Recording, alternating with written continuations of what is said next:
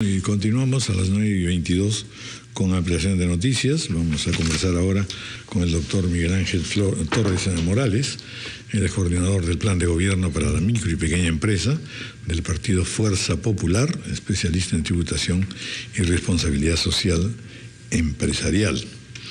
Muy buenos días, profesor de la Universidad de Lima, es candidato a la alcaldía de Surco. Muy buenos días, doctor. Buenos días, Gracias Raúl. buenos días, Ricardo. Bienvenido. ¿Qué tal? Muchísimas gracias por la invitación. Sin duda, es muy importante todo aquello que signifique pues darle también fuerza a las MIPES y traen un fuerte contingente, no solo económico, sino también un fuerte contingente electoral. Cuéntenos un poco qué es lo que se está pensando en términos de la campaña política. Sí, de hecho, la participación de Keiko en el CADE ha sido importante en el sentido de que ha puesto en relevancia a uno de los protagonistas fundamentales de nuestra economía, y esta es la MIPE, ¿no? Ya lo hemos mencionado en reiteradas oportunidades, las MIPES en nuestro país representan el 92% de las empresas, son los responsables de más del 80% del empleo privado y casi el 50% del Producto Bruto Interno. Y lo que hemos visto, don Raúl, durante los últimos 15 años es que el Estado le ha dado la espalda a este protagonista que es fundamental. Entonces, el mensaje que ha venido a dar Keiko en la CADE ha sido importantísimo en el sentido de dar un mensaje claro respecto a qué es lo que se va a hacer con estas MIPES. Y ha hecho hincapié en un punto que para mí, para nosotros parece fundamental. Mucho se habla de combatir la informalidad, cuando en realidad, y así lo señaló Keiko Fujimori, lo que necesitamos hacer es construir formalidad. Durante años, nosotros hemos tenido políticas públicas, durante los últimos 15 años... ¿Cuál es la diferencia entre esas dos visiones? Te lo explico, Ricardo, de manera gráfica en lo que ha pasado en los últimos 15 años. En los últimos 15 años nosotros hemos tenido políticas antiempresa. ¿Qué quiere decir esto? Que el Estado se ha enfocado en formalizar, luego se ha preocupado en el producto y finalmente se ha preocupado en el mercado. Lo que es una posición contraria a la naturaleza natural de la empresa. ¿A qué nos referimos con esto? Si tú te das cuenta, en cada uno de los programas que tiene el Estado, están desesperados por sacarle RUC a los microempresarios. La gran pregunta es, ¿de qué nos sirve tener miles de RUC si es que la persona no tiene un producto competitivo y, más importante aún, no tiene un mercado a donde dirigir estos productos? ¿Qué es lo que nosotros estamos proponiendo? Lo que nosotros estamos proponiendo es una política que vaya acorde con la naturaleza de la empresa. Esto quiere decir, primero, reforzar el mercado, encontrar el mercado para los productores, para las MIPES, luego fortalecer el producto y finalmente hablar de una formalización. ¿Qué es lo que corresponde, como les decimos, a la naturaleza de un negocio? Cuando cualquiera de nosotros quiere hacer un negocio, no empiezas constituyendo tu empresa para luego ver qué voy a producir y finalmente encontrar a quién vender. La idea es... Al contrario. ¿Qué demanda el mercado? Exactamente. Constituir una empresa que lo produzca. ¿Qué es lo que está demandando un mercado? ¿Qué es la necesidad? Luego la idea, que es el producto, fortalecerlo para que sea competitivo y finalmente entrar en la formalización, entrar en el negocio de la empresa constituida. Eso es lo que nosotros estamos proponiendo.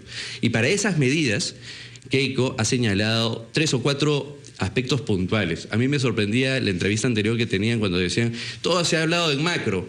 Keiko ha ido con propuestas concretas, específicas para la MIPE. La primera que ha señalado es la dinamización del RUS y del RERA.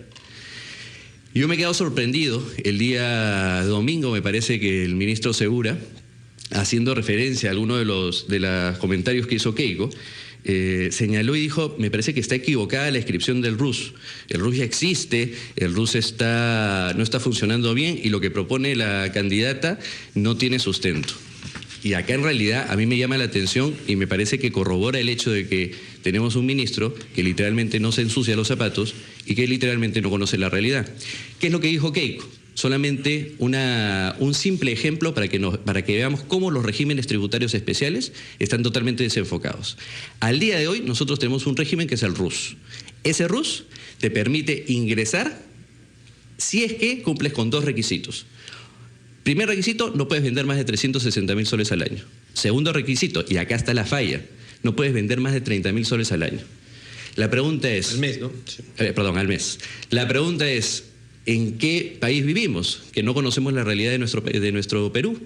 Porque una persona, un productor agrario, un pescador, no vende 30.000 soles todos los meses. Un productor agrario lo que hace es tener 1 o máximo 2 campañas al año. Entonces, ¿qué es lo que podemos observar? Que tenemos un régimen único simplificado que está creado o pensado simplemente para la MIPE urbana. Esa MIPE que vende todos los meses de una manera homogénea. Entonces, ahí es donde le decimos al ministro Segura, oigan, hay que conocer la realidad. Me estás dando un régimen que solamente es para un pequeño grupo de personas. La gran cantidad de microempresas no están en la zona urbana, están en la zona rural. Cuando nos dicen, por ejemplo, 3 millones de MIPES en el Perú, es equivocado. Porque esos 3 millones de MIPES tienes que agregarle 2 millones de unidades productivas agrarias. Los productores agrarios son microempresarios y son microempresarios que no tienen un régimen especial para ellos o que coincida con su naturaleza. Un segundo aspecto importantísimo que ha señalado Keiko Fujimori es la tributación cero para los 2 primeros años. Y esto es importantísimo. Tampoco es nada extraño. En otros países también se ha elaborado, por ejemplo en Colombia. ¿Qué es lo que estamos proponiendo? Estamos proponiendo para que aquellas empresas que recién están iniciando operaciones tengan 2 años en los cuales no tengan que tributar el impuesto a la renta. Esto por una razón muy sencilla. Durante los 2 primeros años una microempresa no genera utilidad. A veces confundimos, ¿no? Y dicen, no, sí está generando utilidad. No, señores, a lo máximo que puede estar logrando es un sueldo para la persona que está dentro de esa microempresa, a lo máximo. Entonces, cuando nosotros pensamos y decimos impuesto a la renta, yo les enseño a mis alumnos y les digo, impuesto a la renta, ¿qué significa? No es impuesto a los ingresos, es impuesto a la ganancia, a la utilidad. Bajo esa lógica, entonces, ¿qué hacemos exigiéndole a estas MIPES? Utilidades del primer año. Exactamente. Entonces necesitamos darle un plazo de gracia, un plazo en el que pueda fortalecerse para que luego, por supuesto, formen parte de los contribuyentes correspondientes. Hay varias preguntas. Sí.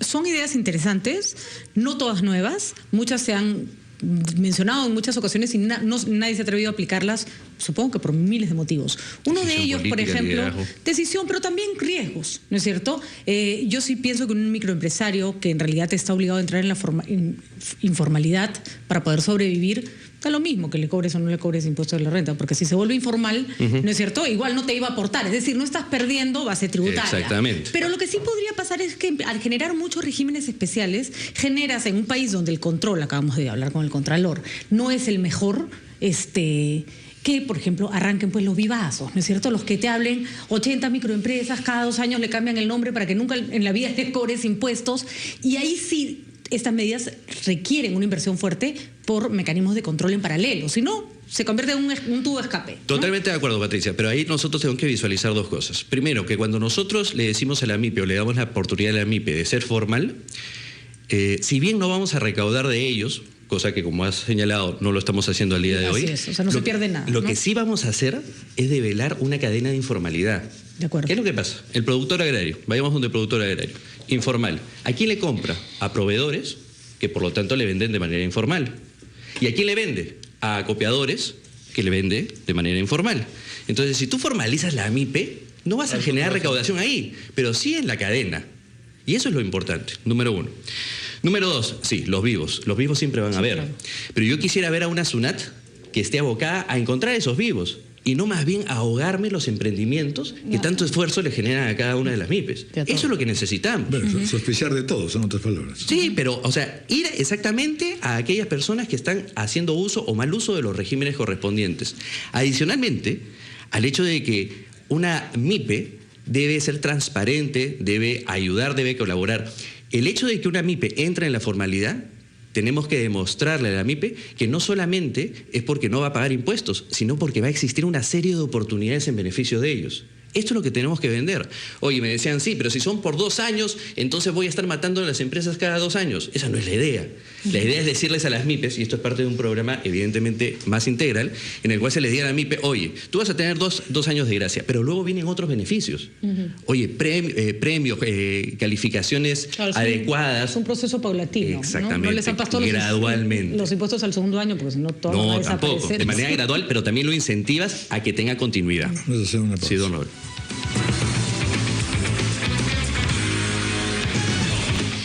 Bien, continuamos conversando sobre el tema de la programación. Interesante, digamos, lo que ha planteado efectivamente el señor Miguel Ángel Torres, porque y en efecto no se ha destacado mucho en la prensa, que se ha dicho claro Keiko lo que ha sido es una alumna aplicada, ¿no? Ha dicho cosas muy precisas, pero concretamente en este tema de las MIPES, con sus pros y sus contras, supongo, porque es un tema bastante técnico y en donde van a intervenir propiamente justamente los integrantes de las pymes, ¿no? Es una forma de bajar a tierra, porque al final de cuentas lo que hablamos es qué se puede hacer mejor desde un gobierno. Y lo que yo le preguntaba es si, como en este caso se habla de un tema tan específico, ha habido también ocasión de trabajar sobre otros temas y, en otras palabras, entonces, ¿se ha tenido un equipo que ya empieza a avanzar un plan de gobierno? Por supuesto que sí. El hecho de que le hayan calificado a Keiko como una persona aplicada, en realidad nos llena orgullo. ¿Por qué? Porque eso refleja que estamos haciendo... Lo que estaban diciendo irónicamente es alumnita, ¿no? Alguien escribe el libreto. Digamos. Yo creo que es aplicada en el sentido que está tomando las cosas en serio, no está tomando esto como una simple aventura. Keiko desde hace muchísimos meses viene convocando a una serie de personas, especialistas en cada una de las materias y formando las mesas de trabajo en cada uno de los temas. En el tema en específico que nos corresponde de las MIPES, claro, hemos terminado aterrizando las cosas porque partimos, como le decíamos, de una visión general, ¿no? En la cual tenemos que cambiar este modelo antiempresa para poder hacer un modelo pro-empresa.